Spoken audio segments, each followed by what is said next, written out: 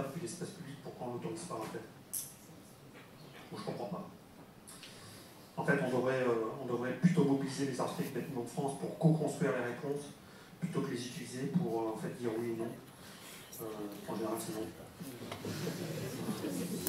Pas toujours, comme ici à Aurillac, où en fait, l'architecte bâtiment de France nous a autorisé à imaginer, en fait, installer des grandes terrasses en fait, entre ces deux éléments, enfin ces deux constructions, en fait, ces deux bâtiments qui étaient la première gendarmerie de la Victoria au XIXe siècle, architecture Troisième République, classique. Et donc on a inséré, on le voit ici, la photo est un peu petite, on a inséré en fait, des grandes terrasses entre en fait, la maison des officiers et la maison des simples gendarmes. Voilà, c'est un bâtiment vacant depuis plusieurs décennies. Il y avait une pharmacienne qui habitait là dans les années 90. Et on est passé voilà, d'une habitante à 5 familles logées, avec 4 logements locatifs avec des loyers conventionnés, et puis une petite maison qui prend place dans l'ancienne écurie de la gendarmerie, et qui permet en fait, à mes parents âgés de pouvoir disposer d'une maison accessible en fauteuil. Alors parfois, il ne faut pas hésiter aussi à dédensifier. Parce que en fait, il y a souvent confusion en France sur voilà, faut densifier. Bon, je ne sais pas trop de quoi on veut dire. Je crois qu'il faut bien faire le distinguo entre densifier, en fait, la question, densifier matériellement ou densifier démographiquement, c'est pas pareil. Parce que parfois, si on veut densifier démographiquement un centre-bourg, il faut passer par des opérations de dédensification pour le rendre désirable. Je ne sais pas si je vais comprendre. Et parfois, faut juste déconstruire aussi pour en fait, faire en sorte que le patrimoine bâti qu'on conserve puisse retrouver un ensoleillement plus agréable.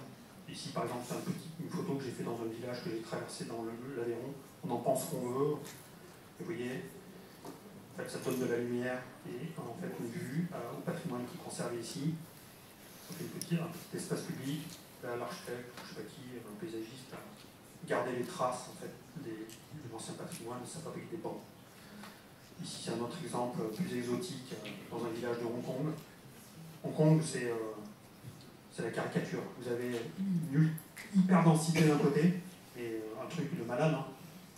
Et puis à côté, vous avez plus de ruralité. En fait, c'est un territoire qui est entièrement rendu à la nature. Et c'est le territoire de loisirs de tous les Hongkongais le week-end. Donc les Hongkongais le week-end, qu'est-ce qu'ils font?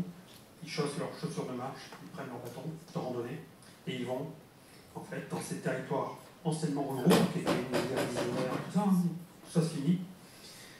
Maintenant, c'est des singes au milieu de la forêt tropicale. Et en fait, il reste encore quelques villages. Et là, en fait, les autorités commencent à s'intéresser, finalement, peut-être réintroduire des pratiques agricoles, parce qu'il y a quand même la question de l'autonomie alimentaire qui est devenu un sujet quand même un jour. Et là, en fait, dans ce village, en fait, c'est juste pour montrer qu'en fait, à partir finalement des maisons déconstruites, on peut aussi imaginer dessiner des jolis espaces publics. Voilà, il y a un côté un peu 19e romantique, la ruine avec la végétation qui prend le dessus. Je trouve ça assez agréable. Ici, c'est un autre exemple dans une capitale européenne, ici Athènes, qui est une ville en totale décroissance. Et en tout cas, au moment où j'ai visité. Et donc là, c'est en fait une déconstruction qui a libéré un cœur d'îlot et dans lequel en fait, a pris place un restaurant et un café.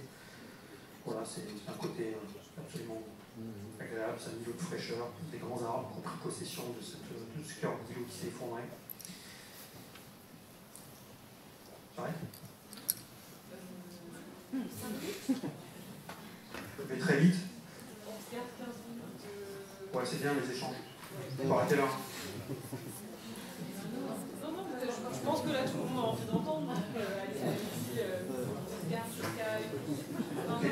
Je vais passer très très vite, juste pour donner une idée de ce que j'avais prévu de présenter. Densifier le périurbain, 2 opérations à Limoges. Voilà, c'est juste changer de modèle, peut-être imaginer, en fait, peut-être revenir à la Cité Jardin. En fait, moi, je suis allé à Berlin, en fait, les dernières semaines d'août. Je suis allé voir toutes les opérations des années 20, de Bruno Todt et compagnie, je ne sais pas si vous connaissez. Mais j'ai pris une claque monumentale. C'est absolument incroyable, c'est habiter une forme de, un urbanisme plutôt étalé, pas très dense, et en fait, l'articulation entre architecture, urbanisme et paysage est absolument somptueux. D'ailleurs, c'est aujourd'hui le patrimoine mondial de l'UNESCO. Voilà. Et en fait, pourquoi pas renouer en fait, avec cette idée de cité-jardin en fait, au milieu de nos pavillons. C'est-à-dire transformer nos zones pavillonnaires en cité-jardin. Voilà. Et peut-être travailler sur une densité plus acceptable parce que en fait, c'est quand même pas bien de consommer les sols. Donc là, vous voyez, c'est deux opérations. Alors, travailler sur cette notion aussi, ça implique quand même unité du maître d'ouvrage. C'est compliqué à faire avec plein de maîtres d'ouvrage différents privés. Mais par exemple, si vous travaillez avec un bailleur social qui est réceptif à ce genre d'idée, ça marche super bien. Et puis là, il faut sanctuariser en fait un budget pour la question du paysage, pour pas que ce soit encore le truc qu'on enlève au moment de l'appel d'offres parce qu'il n'y a plus d'argent pour faire du béton, ou le bois, ou la peinture. Mais si on le fait vraiment, en fait, vraiment, ça devient agréable. Le bailleur social m'a dit, écoutez, vous savez, c'est l'opération, c'est 30 dernières années où il y a le moins de turnover. Voilà. Et pourtant, ça a coûté, bon, ça a été livré avant la Covid, mais ça a coûté 1 250 € le mètre carré. 1 250 €. Aujourd'hui, ce serait plus possible. Et c'est juste pour dire que même à l'époque, au début, je me suis dit jamais on ira voir. Et en fait, on a réussi. Hors VRD, donc construction, coût-construction, mais en fait, l'ensemble de l'opération, c'est pas cher du tout. Ossature-bois, menuiserie en bois, par contre, il y a du bacassier aussi, voilà, sur les façades exposées, le bois en situation protégée, toiture terrasse végétalisée, et avec le même bailleur social, un peu plus loin, sur le même, à Mondouge, toujours à l'ouest de Limoges, on a fait du logement intermédiaire, du logement adapté aussi pour des couples dont un des deux membres présente des troubles Alzheimer pour profiter en fait, d'un service qui est rendu juste à côté avec une maison de retraite. Donc des duplex, donc plutôt pour des familles, et des simplex, ici pour les personnes âgées plutôt. Une forme de radicalité dans les formes, parce que quand vous êtes sur une radicalité, en fait, vous faites des économies, donc vous pouvez consacrer une partie du budget à la qualité matérielle et au jardin. Travailler sur l'intimité. Voilà, donc les figures linéaires, c'est assez intéressant parce que du coup, il n'y a pas de co-visibilité, il n'y a pas de problème en fait, de voisinage. Si vous prenez le soin de fabriquer des extérieurs qui sont à l'abri des regards. Ici, une petite serre, un mur, une terrasse en bois. Et je vais terminer rapidement par les ressources. Les nouvelles forêts, ça c'est une carte des nouvelles forêts, les forêts nouvelles chez nous, Douglas, etc. C'est considérable. Mais c'est plutôt des petites tâches comme ça. En fait, c'est pas de la monoculture, c'est très différent de ce qu'on peut trouver, je sais pas, en Europe du Nord. Mais en fait, on peut dire tout ce qu'on veut. Donc, effectivement, ces forêts, elles vont appauvrir les sols. On est d'accord, mais en même temps, en fait, c'est une ressource qui est là. Qu'est-ce qu'on en fait? On peut peut-être construire autrement qu'en parpaing, en plastique ou en béton. Et en fait, mobiliser cette ressource. On l'a fait pour notre propre immeuble, en valorisant une forêt familiale. Planté dans les années 60, en faisant une éclaircie dans une forêt de Douglas. Ici des photos de l'éclaircie, débardage, construction d'immeubles, qui accueille l'agence, duplex chez moi, de logement. C'est aussi faire la démonstration, c'est une sorte de petit laboratoire pour faire la démonstration. C'est pas parce qu'on habite la campagne qu'on ne peut pas habiter de manière collective et reconnecter les fonctions. C'est la découverte aussi pour un architecte que la question de la ressource bois peut aussi être une ressource pour qualifier l'architecture. Espace intérieur, ici l'agence, quelques photos, je passe rapidement, qui articule, voilà, structure bois, mobilier, menuiserie, bois. On a acheté aussi 30 mètres cubes de pin sylvestre à l'ONF, une forêt à 10 km au nord. Le pin sylvestre, c'est le seul résineux indigène de notre secteur, c'est un bois qui est local. Mais l'ONF avait peur que la forêt attrape une maladie, donc c'était destiné à la pâte à papier à Bordeaux. Donc on a acheté 30 mètres cubes avant que dessine quoi que ce soit, et on a utilisé le sous-pin sylvestre pour faire tous les parquets, toutes les mises à l'intérieur, les mobiliers, et puis le soleil comme ressource. On est souvent dans des territoires détendus, où en fait, il n'y a pas vraiment de masque, donc on peut aussi en fait, profiter du soleil pour chauffer gratuitement les espaces. Ici, une photo au solstice d'hiver. Voilà, bâtiment très bien isolé, solstice d'hiver, s'il fait beau, on se promène à poil, 24 degrés. Sans chauffage. C'est vachement agréable. Les ressources, on peut le voir aussi ici à la bâtisse du Murat pour le parc naturel des Côtes du Quercy, pareil, même logique. Bon, j'arrête là. Merci de votre attention.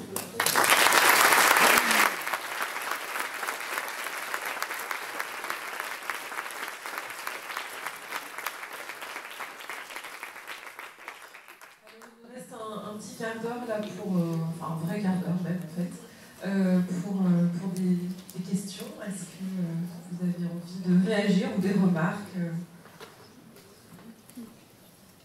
C'est toujours difficile la première question. Moi je vais briser la glace sur le CV.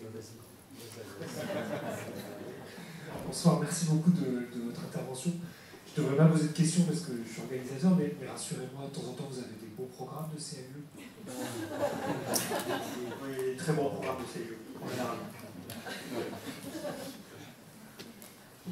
J'ai travaillé dans un CLE d'ailleurs brièvement, mais c'était une expérience absolument formidable qui m'a éveillé à la question du paysage. Et je suis éternellement reconnaissant aux personnes qui m'ont conduit à m'intéresser à la question du paysage de manière aussi précise. On comprend dans ton travail que tu entretiens un travail de proximité avec les maîtres d'ouvrage. J'ai l'impression pour les convaincre de réaliser les projets. C'est presque une question. Et puis à l'autre chaîne, à l'autre bout, tu as parlé des ressources de matériaux. Est-ce qu'il y a un réseau d'entreprises? Comment ça se passe au niveau de la réalisation? Parce qu'on voit bien la précision que nécessite ton architecture malgré tout. Et comment tu réalises ça avec des entreprises qui ne sont peut-être pas formées, ou comment elles se forment justement à ces techniques? Est-ce que c'est un réseau qui existe? Est-ce que c'est un réseau qui se reforme? On parle des filières, mais c'est aussi des savoirs et savoir-faire. Comment tu articules ça par rapport à ces projets?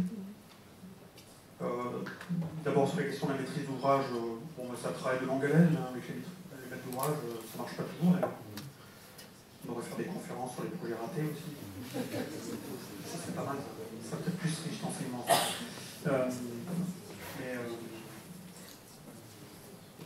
Non, en fait, sur la maîtrise d'ouvrage, il y a aussi une posture quand même, à un moment donné, c'est que depuis le début, dès la création de l'agence, en fait, on a essayé de ne pas se pervertir, à commencer à faire des projets dans des directions dont on ne voulait pas aller. Donc on a préféré refuser beaucoup de commandes. Voilà. Donc on a mis beaucoup de temps à décoller, vivre de notre métier. Pas toujours évident, même encore aujourd'hui. Parce qu'en fait, tout ça c'est chronophage. Voilà. Donc chronophage parce qu'il y a beaucoup de pédagogie à faire. Voilà. Parce qu'en fait, il y a notre problème en global, c'est qu'en fait, on ne prend jamais en compte le coût global. On prend en compte le coût à court terme, ce qui est normal, c'est ce qui intéresse un maître d'ouvrage. Mais si on commence à raisonner coût global, eh bien en fait mettre peut-être 500 € de plus sur le mètre carré, eh bien ça aurait des vertus pour les générations futures. Parce qu'on construirait autrement. Il faut bien comprendre que quand on est architecte, à chaque fois qu'on construit un édifice, c'est un acte destructeur. Donc en fait, notre rôle, c'est quoi? C'est d'essayer de faire en sorte que cet acte destructeur soit le plus limité possible. Donc ça veut dire déjà essayer de réemployer un maximum d'édifices existants. Je voulais en parler avec Michel, on n'a pas eu le temps d'y arriver, mais on le voit au travers de projets d'espace public.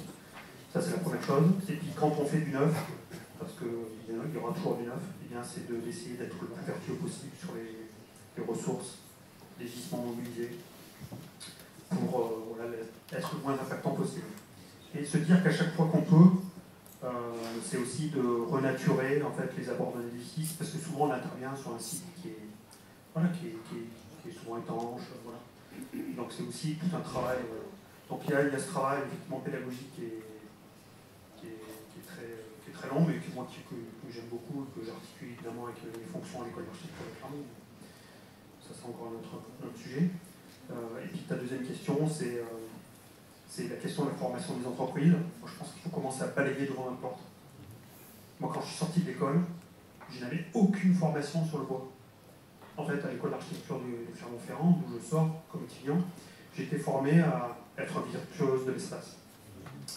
En fait, je dessinais des trucs, je savais pas comment c'était construit, en tout blanc ou en béton, sans placo, en béton, on ne savait pas. Les choses ont beaucoup changé depuis, les écoles ont énormément progressé. Mais du coup, moi, je suis passé par un tas de formations. Donc, j'ai commencé par faire des formations sur l'architecture climatique. J'ai intégré l'interprofession bois de l'Auvergne jusqu'à devenir administrateur. Et surtout, j'ai du coup profité au sein d'une interprofession bois d'un tas de formations proposées par les salariés de cette interprofession. Et donc, j'ai fait plein de formations avec le CNDB, assez longues d'ailleurs, plusieurs semaines en fait, pour comprendre qu'est-ce que ça veut dire de penser avec le matériau bois. Parce que j'avais l'intuition que c'était la ressource qu'on pouvait mobiliser sur notre territoire. Et le fait d'intégrer cette interprofession, ça m'a permis de connaître de la première transformation jusqu'au charpentier, au menuisier qui mettait en œuvre le bois. Donc, je les ai côtoyés, on a organisé des voyages d'études, on a été dans le Vorarlberg, en Bavière, tout ça au début des années 2000. À ce moment-là, dans le Cantal, il n'y avait pas un seul équipement public qui sortait en bois, pas un seul logement en bois non plus, c'était du parpaing, des fenêtres en plastique, des débordeurs en plastique, de la tuile canal ou je sais pas quoi, industrielle. Donc c'est tout ça en fait, c'est tout ce travail-là aussi. Moi j'ai l'impression d'avoir contribué, mais pas plus que les autres, pas plus que les entreprises, qui sont aussi beaucoup impliquées dans l'émergence d'une filière bois qui vaut ce qu'elle vaut, mais pour un petit pays comme chez nous, c'est pas mal. Moi j'ai une question. Alors, je suis désolé, M. Tessou, c'est pas vous, je vais la poser, mais au président de la Fédération nationale des CAUE. On a parlé du CAUE, le CAUE a été le maître d'œuvre de cette opération, et on a tous, dans nos interventions, aussi bien à la tribune que dans la salle, parlé de paysage. Pourquoi les CAUE, c'est la loi de 77 sur l'architecture, mais ne s'appellerait pas plutôt CAUP? On aurait les architectes, les urbanistes et les paysagistes, ce serait quelque chose de plus conséquent. Et même si aujourd'hui, à l'Assemblée et au Sénat, il y a des majorités compliquées, je pense qu'obtenir, j'allais dire, un changement de nom des CAUE en CAUP, ce serait un très bon message qui serait adressé à tous les professionnels et aux maîtres d'ouvrage. Alors pardon, ce n'était pas prévu, mais voilà, tout d'un coup, l'idée m'est venue. Du coup, on décentre le sujet. Bien. Bonsoir à toutes et à tous. Donc voilà, c'est pas prévu, c'est très bien. Joël Beaugrasset, je suis président du CAUE de la Haute-Savoie et du coup président de la Fédération nationale. On n'a encore jamais eu l'occasion de se rencontrer, mais je suis passé dans votre agence avec monsieur le maire, qui du coup, le maire de Roger-le-Père, se trouve être le président du CAUE. J'ai compris que le CAUE du Cantal n'avait peut-être pas forcément des commandes pour la commande publique qui correspondaient à votre façon de penser, mais il faudra qu'on en débatte autour d'un verre, ce sera plus sympathique. Pour revenir sur la question du P ou du E, alors l'acronyme CAUE est déjà compliqué, si en plus de cela on devait encore le changer aujourd'hui, ce serait encore plus difficile. Simplement, ce que je voudrais quand même rappeler, c'est que 1977, donc les CAUE sont issus de la loi de 1977, la loi de l'architecture, et au départ, ils avaient prévu un CAU. Et c'est pendant le débat parlementaire qu'ils ont décidé, donc 1977, de mettre le E. Donc les élus, vous voyez, ils étaient éclairés en 1977 pour se dire il faut que l'on puisse parler de la question de l'environnement. Alors c'était l'environnement au sens large, et je crois qu'aujourd'hui, dans le E d'environnement, on a la notion du paysage, mais ça va plus loin que ça. C'est-à-dire qu'on parle aussi de la question du E, transition énergétique. Et dans le cadre du E paysage, on a aussi le E de environnement avec les questions aujourd'hui de biodiversité, transition climatique, qui font que toutes ces notions-là, on doit les prendre en compte. Et donc du coup, ce serait à mon avis plutôt réducteur de parler du CAUP parce qu'on n'est pas que dans le paysage. L'environnement traite des choses dans sa globalité qui nous permettent quand même d'aborder d'autres choses. Voilà. On ne va pas débattre là ce soir sur ce sujet-là. En tout cas, je vous remercie de m'avoir tendu la perche. Je reviens quand même sur des mots très intéressants que vous avez redit tout à l'heure sur la question de la densité. Vous avez parlé d'optimisation. Je vais m'en servir dans mon vocabulaire parce que vous avez dit que la densité faisait peur, alors que l'optimisation, ça semble que c'est plus correct. On n'assimile pas forcément ça avec nos références culturelles de se dire la densité, c'est un problème de risque, d'insalubrité ou je ne sais quoi, enfin bon, qui fait qu'à un moment donné, il y a des dégradations sociales et également des bâtiments. Et donc, merci en tout cas pour les éléments de langage que je suis venu puiser ici. Félicitations pour l'organisation, parce que franchement, vous avez fait un très bon travail. Et ça fait toujours plaisir d'avoir une émulation dans une salle pleine. Et je crois que ça c'est important, déjà parce que ça fait de la chaleur humaine, mais ça c'est très bien. Si on pouvait la garder et l'exploiter, ce serait formidable. Et au-delà de la chaleur humaine, c'est aussi d'arriver à démontrer dans cet intergénérationnel, parce que quand on est élu, on met de l'argent de côté et on vieillit un peu. Mais vous, la jeunesse, vous êtes là aussi pour penser les espaces de demain. Et vous pensez que la Haute-Savoie, on vient d'un territoire qui s'est beaucoup urbanisé, qui a accueilli beaucoup de nouveaux habitants. Et en fait, on n'a pas fait de pèlerinage au Vorarlberg qu'on avait l'habitude de faire. Ça fait 20 ans qu'on fait des voyages d'études, le CAUE de la Haute-Savoie. Et bien, on a préféré venir ici à Blois pour voir un espace où vous avez plutôt déconstruit, pour des questions bien sûr de sécurité, mais aussi reconstruit un paysage qui existait avant. Et donc, ça nous a beaucoup éclairé pour commencer notre voyage initiatique au cœur de la France. Et donc, ça, c'était merci à la Biennale, merci à Madame la Présidente pour l'accueil et à Monsieur le Président de l'AGLO.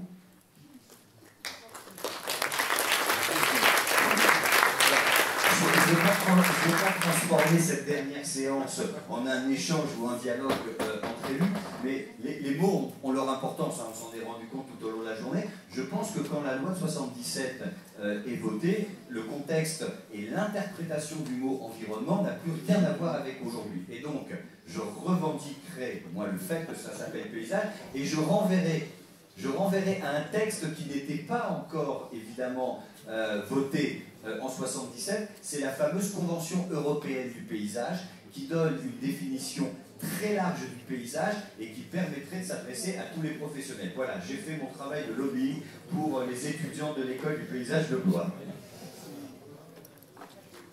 Il y a une question devant.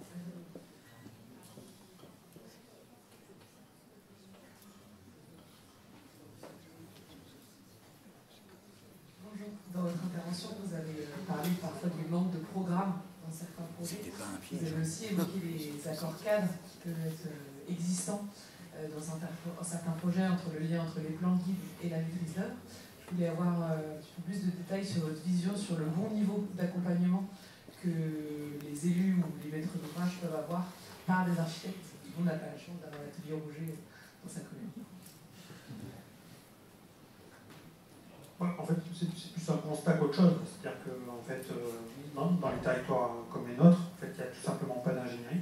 Donc, en fait, les commandes sont ni qualifiées ni quantifiées. En fait, il y a des besoins, par contre, qui s'expriment, et du coup, souvent les appels d'offres partent en fait, avec une absence de programme ou des choses complètement déconnantes, avec par exemple un programme qui est malgré tout quantifié, mais avec un budget qui est la moitié de ce qui devrait être. Donc là, on fait notre travail en amont pour déjà savoir si on suit plutôt... Moi, des fois, je l'aborde de manière un peu radicale. Hein. Je leur dis, mais je suis quoi? Je suis le cahier des charges avec vos surfaces ou je suis votre budget? Parce que si c'est votre budget, je vais faire la moitié de votre surface. Par contre, si vous voulez que je fasse votre surface, il va falloir augmenter le budget, ou alors on se met autour d'une table et on essaie de trouver des solutions pour optimiser les surfaces. Voilà. Ça commence comme ça, hein, souvent. Et après, il s'ensuit en fait de très, très nombreuses réunions, voilà, pour définir les besoins exacts, voir comment on peut mutualiser certaines surfaces.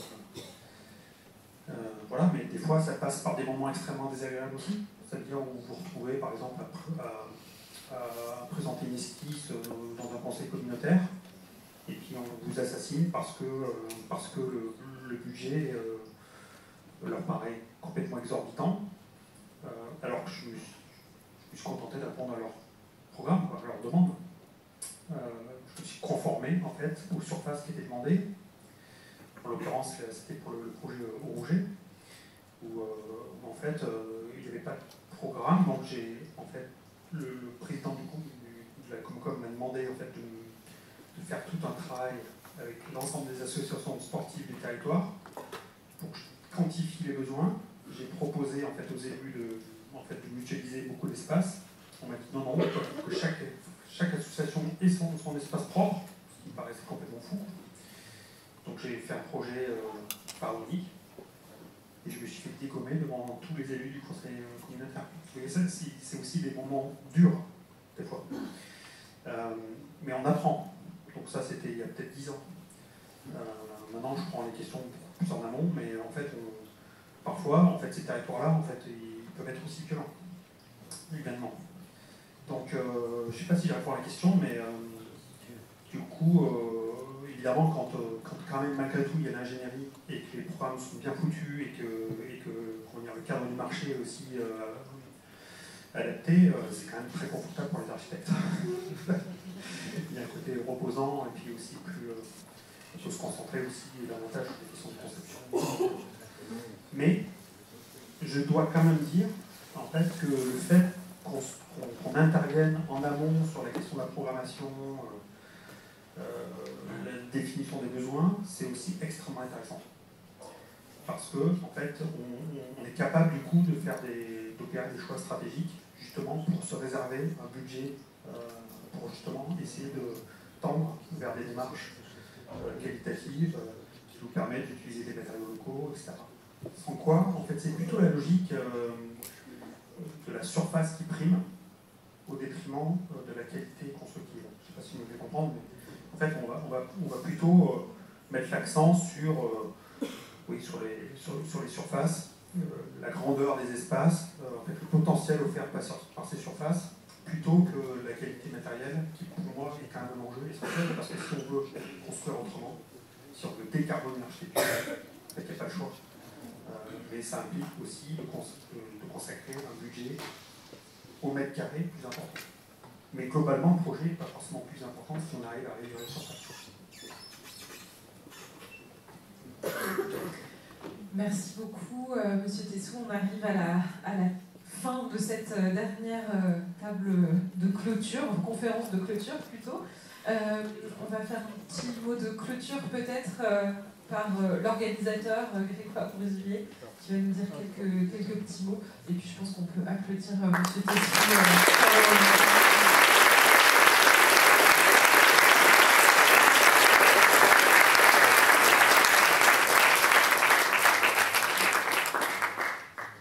C'est difficile de clore 12 heures de biennale, parce que nous on est arrivé à 8h30 ce matin. En tout cas, à partir de 8h30, la biennale a été ouverte, et je vois qu'il est 20h30, et je me dis oui, ça fait effectivement 12 heures qu'on y est. Je ne vais pas être très original, je pense que c'est important de remercier beaucoup de personnes. Alors, je vais essayer de n'oublier personne. D'abord, vous remercier vous, les participants, parce que sans participants, il n'y a pas de biennale, il n'y a pas d'émulsion, il n'y a pas d'échange, et vous avez été particulièrement présents et réceptifs et acteurs aujourd'hui, et donc je vous en remercie. En particulier dans les ateliers, vous avez tous joué le jeu au sens propre comme au sens figuré, donc c'est vraiment un grand merci à vous. Un grand merci aux intervenants de la biennale, parce que c'est pareil, il n'y a pas de biennale s'il n'y a pas d'intervenants. Toutes les tables rondes qu'on a eues, les conférences, les dialogues des idées, les animateurs des ateliers qui ont construit leurs ateliers, qui les ont pensés pour qu'ils soient le plus interactifs possible. Un grand merci à eux de s'être prêtés à l'exercice et d'avoir été au bout de ce qu'on imaginait que cette biennale devait être. Un merci bien sûr à nos deux présidents, Catherine Méritier et Christophe Deguet, qui nous ont fait confiance pour l'organiser. C'est pas toujours évident, il y a beaucoup de débats entre nous. À quoi sert la biennale? À qui elle s'adresse? Est-ce qu'on en refait une tous les 2 ans? On essaie de trouver le bon format. Avant c'était sur plusieurs jours, on est revenu sur une journée pour essayer de concentrer un peu les échanges. Mais au bout de 12 heures, on est un peu fatigué. Enfin, vous voyez, c'est tous ces échanges-là. Il n'empêche que nos deux présidents, le président d'Aglopolis et le président du CLE, nous font confiance. Et tous les ans, tous les 2 ans, nous redonnent un élan pour aller au bout de cette biennale. Et donc on en est quand même à la 7e édition. Et la première date de 2009, donc c'est quelque chose qui perdure un peu dans le temps. tous les financeurs qui nous ont accompagnés, évidemment, sans qui cette biennale n'est pas possible, l'école de la nature et du paysage qui a été... Alors, à la fois, elle nous a accueillis, hein, l'école nous a accueillis, les étudiants étaient présents, les étudiants ont participé aux ateliers, mais les étudiants vous ont aussi servi du café, les étudiants vous ont indiqué où étaient les salles des ateliers, les étudiants ont sérigraphié de jolis foulards que nous portons pour que nous soyons identifiables aux couleurs de la biennale avec le logo de la biennale. Les étudiants ont sérigraphié la petite étiquette que vous portez sur vous, rose. Voilà, donc les étudiants et l'école ont été particulièrement présents. Il n'y a pas de hiérarchie dans ce que je dis, hein, mais vraiment un grand merci à vous. Et puis je voudrais terminer peut-être sur ce qui, pour moi, mais c'est très personnel, pardonnez-moi, est très important, c'est l'équipe du CAUE, parce que le CAUE c'est d'abord une équipe, et que l'équipe du CAUE a été particulièrement présente aujourd'hui. Vous les avez certainement croisés à de nombreuses reprises, ils étaient là pour répondre à vos besoins, l'équipe du CAUE a animé plusieurs ateliers, et je dois dire que je suis vraiment très reconnaissant de l'implication de l'équipe dans l'organisation de cette biennale, et donc je souhaitais les remercier tout particulièrement. Pardonnez-moi, je fais une petite... bon, mais c'est particulièrement l'équipe du CAUE. Merci encore.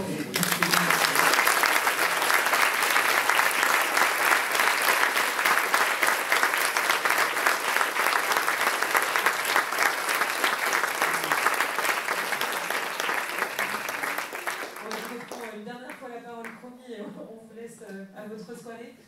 Juste pour dire que effectivement un apéritif vous attend dehors, ainsi qu'un concert de la fanfare La Casserole. Et là c'est dans le haut, pardon.